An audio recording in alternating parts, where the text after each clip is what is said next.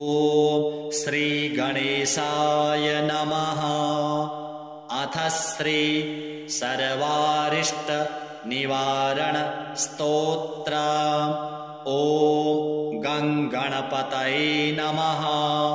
सर्वविघ्न विनाशनाय सर्वारिष्ट निवारणाय सर्वसौख्यप्रदाय बालानां बुद्धिप्रदाय नाना प्रकार धनवाहन भूमिप्रदाय मनोवांछित फलप्रदाय रक्षां कुरु स्वाहा। ॐ गुरवे नमः। ॐ श्रीकृष्णाय नमः। ॐ बलभद्राय नमः। ॐ श्रीरामाय नमः। ॐ हनुमते नमः। ॐ शिवाय नमः। ॐ जगन्नाथाय नमः। ॐ बदरीनारायणाय नमः। ॐ श्रीदुर्गादेव्यै नमः। ॐ सूर्याय नमः। ॐ चन्द्राय नमः। ॐ भौमाय नमः। ॐ बुधाय नमः। ॐ गुरवे नमः। ॐ भृगवे नमः। ॐ शनिश्चराय नमः। ॐ राहवे नमः।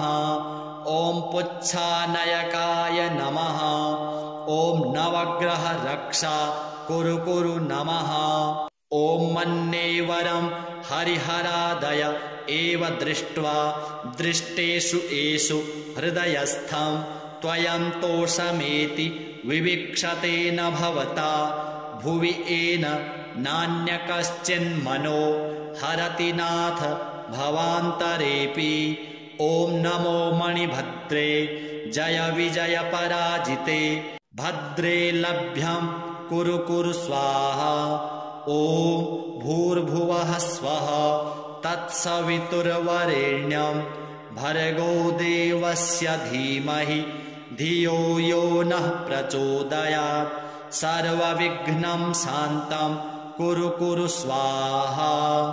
ॐ ऐं ह्रीं क्लीं श्रीबटुकभैरवाय आपदुद्धारणाय महानश्यामस्वरूपाय दीर्घारिष्टविनाशाय नानाप्रकारभोगप्रदाय मम सर्वारिष्टं हन हन पच पच हर हर कच कच राजद्वारे जयं कुरु व्यवहारे लाभं वृद्धि रणे शत्रून् विनाशय पूर्णा आयुः कुरु स्त्रीप्राप्तिं कुरु हुं फट् स्वाहा। ॐ नमो भगवते वासुदेवाय नमः। ॐ नमो भगवते विश्वमूर्तये नारायणाय श्रीपुरुषोत्तमाय रक्ष युग्मदधिकं प्रत्यक्षं परोक्षं वा अजीर्णं पच विश्वमूर्तिकान् हन हन एक अहनिकं द्वि अहनिकं त्रि अहनिकं चतुर अहनिकं ज्वरं नाशय चतुरग्निवातान् अष्टादश क्षयान् रागान् 18 कुष्ठान् हन सर्वदोषं भञ्जय तत्सर्वं नाशय शोषय आकर्षय मम शत्रुं मारय उच्चाटय विद्वेषय स्तम्भय निवारय विघ्नं हन दह पच मथ विध्वंसय विद्रावय चक्रं गृहीत्वा शीघ्रमागच्छ चक्रेण हन पाविद्यां छेदय 84 चेटकान् विस्फोटान् नाशय वातशुष्कदृष्टि सर्पसिंहव्याघ्रद्विपद चतुष्पद अपरे बाह्यं ताराभिः भव्यन्तरिक्षम् अन्यान्यव्यापि केचिद्देशकालस्थान सर्वान् हन हन विद्युन्मेघनदीपर्वत अष्टव्याधि सर्वस्थानानि रात्रिदिनं चौरान् वशय वशय सर्वोपद्रवनाशनाय परं सैन्य विदारय विदारय परं चक्रं निवारय निवारय दह दह रक्षां कुरु कुरु। ॐ नमो भगवते ॐ नमो नारायणाय हुं फट् स्वाहा ठः ठः ॐ ह्रीं ह्रीं ॐ ह्रीं क्लीं भुवनेश्वर्याः श्रीं ॐ भैरवाय नमः। हरिः ॐ उच्छिष्टदेव्यै नमः। डाकिनी सुमुखी देव्यै महापिशाचिनी ॐ ऐं ठः ठः ॐ चक्रिण्याम् अहं रक्षां कुरु कुरु। सर्वव्याधि हरणि देव्यै नमो नमः। सर्वप्रकारबाधा शमनम् अरिष्टनिवारणं कुरु कुरु फट्। श्रीं ॐ कुब्जिका देव्यै ह्रीं ठः स्वाहा। शीघ्रम् अरिष्टनिवारणं कुरु कुरु साम्बरि क्रीं ठः स्वाहा। सारिका भेदा महामाया पूर्णम् आयुः कुरु। हेमवती मूलं रक्षा कुरु। चामुण्डायै देव्यै शीघ्रं विघ्नं सर्वं वायुकफ पित्तरक्षां कुरु। मन्त्रतन्त्र यन्त्र कवच ग्रहपीडा नडतर पूर्वजन्मदोष नडतर यस्य जन्मदोष नडतर मातृदोष नडतर पितृदोष नडतर मारणमोहन उच्चाटन वशीकरण स्तंभन उन्मूलनं भूतप्रेत पिशाच जात जादुटोना शमनं कुरु। सन्ति सरस्वत्यै कण्ठिका देव्यै गलविस्फोटकायै विक्षिप्तं शमनं महान् ज्वर क्षयं कुरु स्वाहा। सर्वसामग्री भोगं 7 दिवसं देहि देहि रक्षां कुरु क्षण क्षण अरिष्ट निवारणं दिवस प्रतिदिवस दुःखहरणं मंगलं करणं कार्यसिद्धिं कुरु कुरु। हरिः ॐ श्रीरामचन्द्राय नमः। हरिः ॐ भूर्भुवः स्वः चन्द्रतारा नवग्रह शेषनाग पृथिवी देव्यै आकाशस्य सर्वारिष्टनिवारणं कुरु कुरु स्वाहा। ॐ ऐं ह्रीं श्रीं बटुकभैरवाय आपदुद्धारणाय सर्वविघ्ननिवारणाय मम रक्षां कुरु कुरु स्वाहा। ॐ ऐं ह्रीं क्लीं श्रीवासुदेवाय नमः। बटुकभैरवाय आपदुद्धारणाय सर्वविघ्ननिवारणाय मम रक्षां कुरु कुरु स्वाहा। ॐ ऐं ह्रीं क्लीं श्रीवासुदेवाय नमः। बटुकभैरवाय आपदुद्धारणाय मम रक्षां कुरु कुरु स्वाहा। ॐ ऐं ह्रीं क्लीं श्रीविष्णुभगवान् मम अपराध क्षमा कुरु कुरु। सर्वविघ्नं विनाशय मम कामना पूर्णं कुरु कुरु स्वाहा। ॐ ऐं ह्रीं क्लीं श्रीबटुकभैरवाय आपदुद्धारणाय सर्वविघ्ननिवारणाय मम रक्षां कुरु कुरु स्वाहा।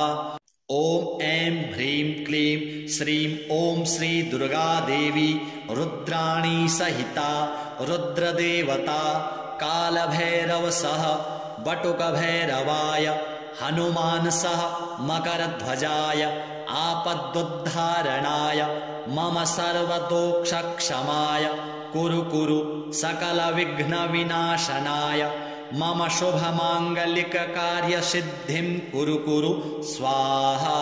एष विद्यामाहात्म्यं च पुरा मया प्रोक्तं ध्रुवं समक्रतो तु हन्त्येतान् सर्वांश्च बलिदानवाः।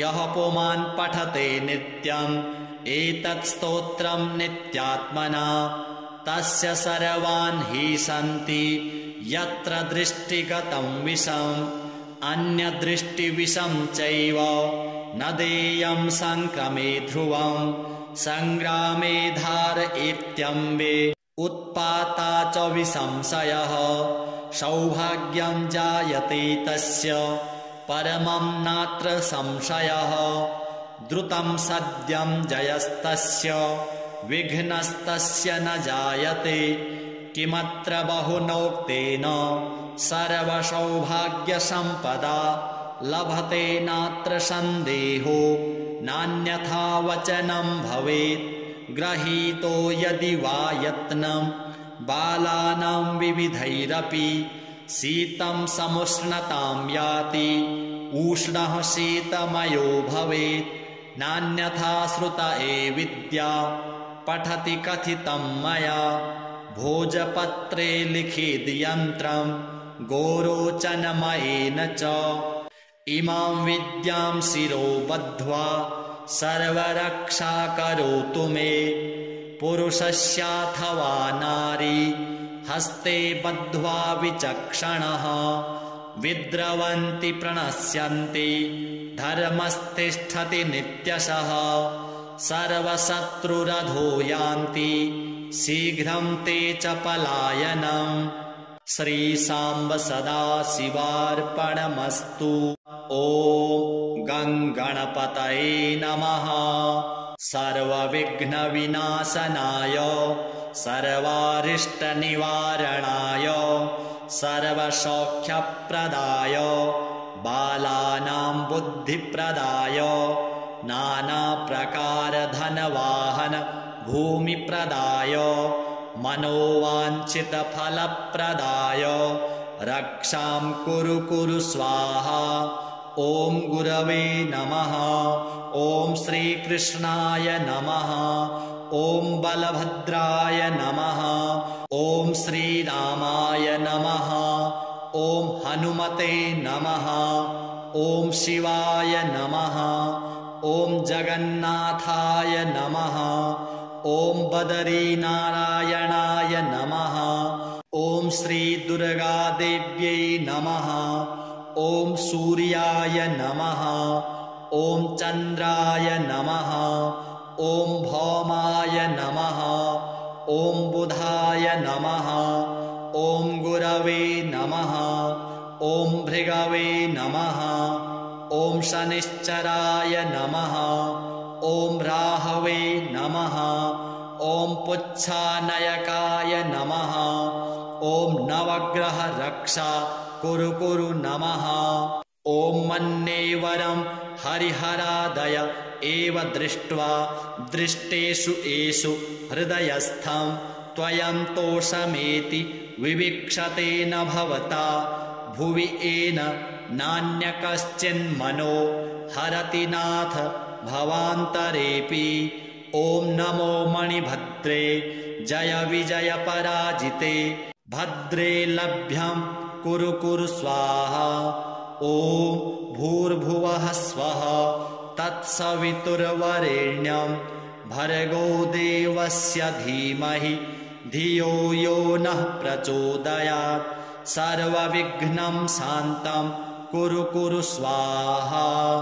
ॐ ऐं ह्रीं क्लीं श्रीबटुकभैरवाय आपदुद्धारणाय महानश्यामस्वरूपाय दीर्घारिष्टविनाशाय नानाप्रकारभोगप्रदाय मम सर्वारिष्टं हन हन पच पच हर हर कच कच राजद्वारे जयं कुरु कुरु व्यवहारे लाभं वृद्धि वृद्धि रणे शत्रून् विनाशय विनाशय पूर्णा आयुः कुरु कुरु स्त्रीप्राप्तिं कुरु कुरु हुं फट् स्वाहा। ॐ नमो भगवते वासुदेवाय नमः। ॐ नमो भगवते विश्वमूर्तये नारायणाय श्रीपुरुषोत्तमाय। रक्ष रक्ष युग्मदधिकं प्रत्यक्षं परोक्षं वा अजीर्णं पच पच। विश्वमूर्तिकान् हन हन। एक अहनिकं द्वि अहनिकं त्रि अहनिकं चतुर अहनिकं ज्वरं नाशय नाशय।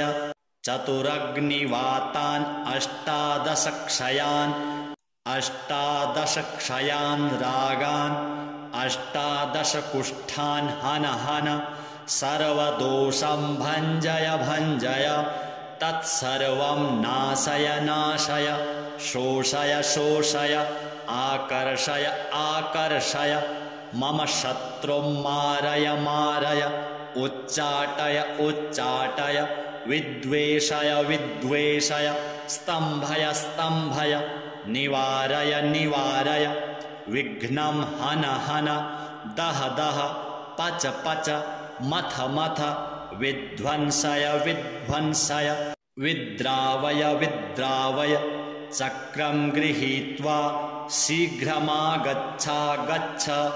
चक्रेण हन हन पाविद्यां छेदय छेदय। 84 चेटकान् विस्फोटान् नाशय नाशय। वातशुष्कदृष्टि सर्पसिंह व्याघ्र द्विपद चतुष्पद। अपरे बाह्यं ताराभिः भव्यन्तरिक्षम् अन्यान्यव्यापि। केचिद्देशकालस्थान सर्वान् हन हन। विद्युन्मेघनदी पर्वत अष्टव्याधि सर्वस्थानानि। रात्रिदिनं चौरान् वशय वशय। सर्वोपद्रवनाशनाय परं सैन्य विदारय विदारय। परं चक्रं निवारय निवारय। दह दह रक्षां कुरु कुरु।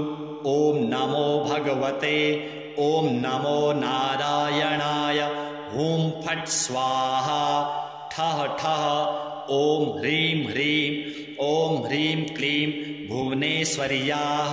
श्रीं ॐ भैरवाय नमः। हरिः ॐ उच्छिष्टदेव्यै नमः। डाकिनी सुमुखी देव्यै महापिशाचिनि। ॐ ऐं ठः ठः ॐ चक्रिण्याम् अहं रक्षां कुरु कुरु। सर्वव्याधि हरणि देव्यै नमो नमः। सर्वप्रकारबाधा शमनम् अरिष्टनिवारणं कुरु कुरु फट्। श्रीं ॐ कुब्जिका देव्यै ह्रीं ठः स्वाहा। शीघ्रम् अरिष्टनिवारणं कुरु कुरु साम्बरि क्रीं ठः स्वाहा।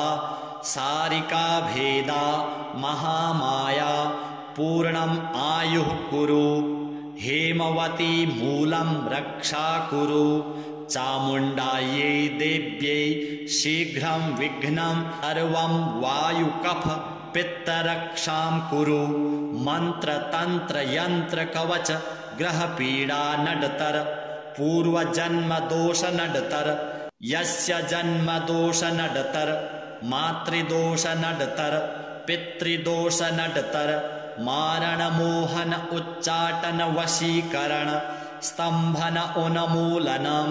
भूतप्रेतपिशाच जात जादुटोना शमनं कुरु। सन्ति सरस्वत्यै कण्ठिका देव्यै गलविस्फोटकायै विक्षिप्तं शमनं। महान् ज्वर क्षयं कुरु स्वाहा। सर्वसामग्री भोगं 7 दिवसं देहि देहि। रक्षां कुरु क्षण क्षण अरिष्टनिवारणं। दिवस प्रतिदिवस दुःखहरणं। मङ्गलं करणं कार्यसिद्धिं कुरु कुरु। हरिः ॐ श्रीरामचन्द्राय नमः। हरिः ॐ भूर्भुवः स्वः चन्द्रतारा नवग्रह शेषनाग पृथिवी देव्यै आकाशस्य सर्वारिष्टनिवारणं कुरु कुरु स्वाहा। ॐ ऐं ह्रीं श्रीं बटुकभैरवाय आपदुद्धारणाय सर्वविघ्ननिवारणाय मम रक्षां कुरु कुरु स्वाहा। ॐ ऐं ह्रीं क्लीं श्रीवासुदेवाय नमः। बटुकभैरवाय आपदुद्धारणाय सर्वविघ्ननिवारणाय मम रक्षां कुरु कुरु स्वाहा। ॐ ऐं ह्रीं क्लीं श्रीवासुदेवाय नमः। बटुकभैरवाय आपदुद्धारणाय मम रक्षां कुरु कुरु स्वाहा। ॐ ऐं ह्रीं क्लीं श्रीविष्णुभगवान् मम अपराधक्षमा कुरु कुरु सर्वविघ्नं विनाशय मम कामना पूर्णं कुरु कुरु स्वाहा। ॐ ऐं ह्रीं क्लीं श्रीबटुकभैरवाय आपदुद्धारणाय सर्वविघ्ननिवारणाय मम रक्षां कुरु कुरु स्वाहा। ॐ ऐं ह्रीं क्लीं श्रीं ॐ श्री दुर्गादेवी रुद्राणी सहिता रुद्रदेवता कालभैरव सह बटुकभैरवाय हनुमान सह मकरध्वजाय आपदुद्धारणाय मम सर्वदोषक्षमाय कुरु कुरु सकलविघ्नविनाशनाय मम शुभमाङ्गलिककार्यसिद्धिं कुरु कुरु स्वाहा। एष विद्यामाहात्म्यं च पुरा मया प्रोक्तं ध्रुवं समक्रतोतु हन्त्येतान् सर्वांश्च बलिदानवाः। यः पुमान् पठते नित्यम् एतत् स्तोत्रं नित्यात्मना तस्य सर्वान् हि सन्ति यत्र दृष्टिगतं विषम् अन्यदृष्टिविषं चैव न देयं संक्रमे ध्रुवं संग्रामे धारयेत्यम्बे उत्पाता च विसंशयः। सौभाग्यं जायते तस्य परमं नात्र संशयः। द्रुतं सद्यं जयस्तस्य विघ्नस्तस्य न जायते। किमत्र बहुनोक्तेन सर्वसौभाग्यसम्पदा लभते नात्र सन्देहो नान्यथा वचनं भवेत्। गृहीतो यदि वा यत्नं बालानां विविधैरपि शीतं समुष्णतां याति उष्णः शीतमयो भवेत्। नान्यथा श्रुत विद्या पठति कथितं मया भोजपत्रे लिखित यन्त्रं गोरोचनमयेन च। इमां विद्यां शिरो बद्ध्वा सर्वरक्षा करोतु मे पुरुषस्याथवा नारी हस्ते बद्ध्वा विचक्षणः। विद्रवन्ति प्रणश्यन्ति धर्मस्तिष्ठति नित्यशः। सर्वशत्रुरधो यान्ति शीघ्रं ते च पलायनम्। श्रीसाम्ब सदाशिवार्पणमस्तु। ॐ गङ्गणपतये नमः। सर्वविघ्नविनाशनाय सर्वारिष्टनिवारणाय सर्वसौख्यप्रदाय बालानां बुद्धिप्रदाय नानाप्रकारधनवाहन भूमिप्रदाय मनोवाञ्छितफलप्रदाय रक्षां कुरु कुरु स्वाहा। ॐ गुरवे नमः। ॐ श्रीकृष्णाय नमः। ॐ बलभद्राय नमः। ॐ श्रीरामाय नमः। ॐ हनुमते नमः। ॐ शिवाय नमः। ॐ जगन्नाथाय नमः। ॐ बदरीनारायणाय नमः। ॐ श्रीदुर्गादेव्यै नमः। ॐ सूर्याय नमः। ॐ चन्द्राय नमः। ॐ भौमाय नमः। ॐ बुधाय नमः। ॐ गुरवे नमः। ॐ भृगवे नमः। ॐ शनिश्चराय नमः। ॐ राहवे नमः। ॐ पुच्छानयकाय नमः। ॐ नवग्रह रक्षा कुरु कुरु नमः। ॐ मन्येवरं हरिहरादय एव दृष्ट्वा दृष्टेषु एषु हृदयस्थं त्वयन्तोषमेति विवीक्षते न भवता भुवि येन नान्यकश्चिन्मनो हरति नाथ भवान्तरेऽपि। ॐ नमो मणिभद्रे जय विजय पराजिते भद्रे लभ्यं कुरु कुरु स्वाहा। ॐ भूर्भुवः स्वः तत्सवितुर्वरेण्यं भर्गो देवस्य धीमहि धियो यो नः प्रचोदयात्। सर्वविघ्नं शान्तं कुरु कुरु स्वाहा।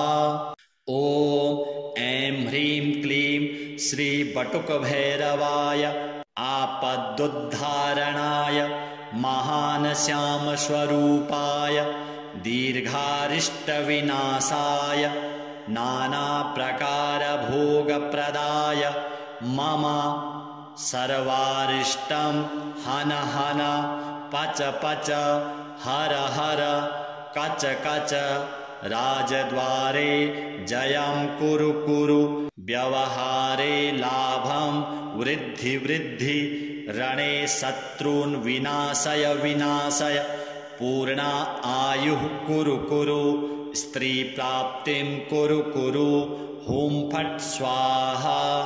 ॐ नमो भगवते वासुदेवाय नमः।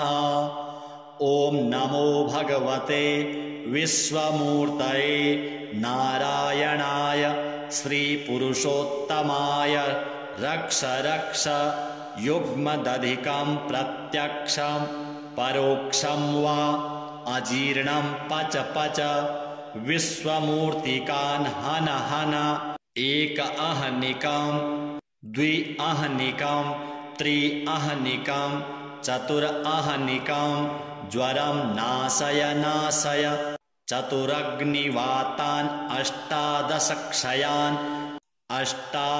क्षयान् रागान् अष्टादश कुष्ठान् हन हन सर्वदोषं भञ्जय भञ्जय तत्सर्वं नाशय नाशय शोषय शोषय आकर्षय आकर्षय मम शत्रुं मारय मारय उच्चाटय उच्चाटय विद्वेषय विद्वेषय स्तम्भय स्तम्भय निवारय निवारय विघ्नं हन हन दह दह पच पच मथ मथ विध्वंसय विध्वंसय विद्रावय विद्रावय चक्रं गृहीत्वा शीघ्रमागच्छागच्छ चक्रेण हन हन पाविद्यां छेदय छेदय 84 चेटकान् विस्फोटान् नाशय नाशय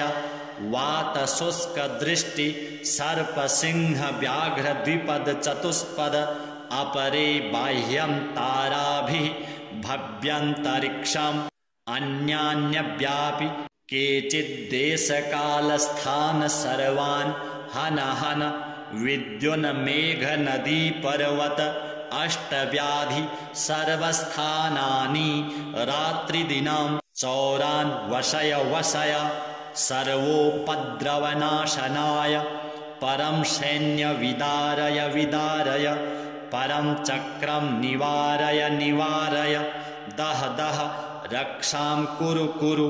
ॐ नमो भगवते ॐ नमो नारायणाय हुं फट् स्वाहा ठः ठः ॐ ह्रीं ह्रीं ॐ ह्रीं क्लीं भुवनेश्वर्याः श्रीं ॐ भैरवाय नमः। हरिः ॐ उच्छिष्टदेव्यै नमः। डाकिनी सुमुखी देव्यै महापिशाचिनि ॐ ऐं ठः ठः ॐ चक्रिण्याम् अहं रक्षां कुरु कुरु सर्वव्याधि हरणि देव्यै नमो नमः। सर्वप्रकारबाधा शमनम् अरिष्टनिवारणं कुरु कुरु फट् श्रीं ॐ कुब्जिकादेव्यै ह्रीं ठः स्वाहा शीघ्रम् अरिष्टनिवारणं कुरु कुरु साम्बरि क्रीं ठः स्वाहा सारिका भेदा महामाया पूर्णम् आयुः कुरु हेमवती मूलं रक्षा कुरु चामुण्डायै देव्यै शीघ्रं विघ्नं सर्वं वायुकफ पित्तरक्षां कुरु मन्त्रतन्त्रयन्त्रकवच ग्रहपीडा नडतर पूर्वजन्मदोष नडतर यस्य जन्मदोष नडतर मातृदोष नडतर पितृदोष नडतर मारणमोहन उच्चाटन वशीकरण स्तंभन उन्मूलनं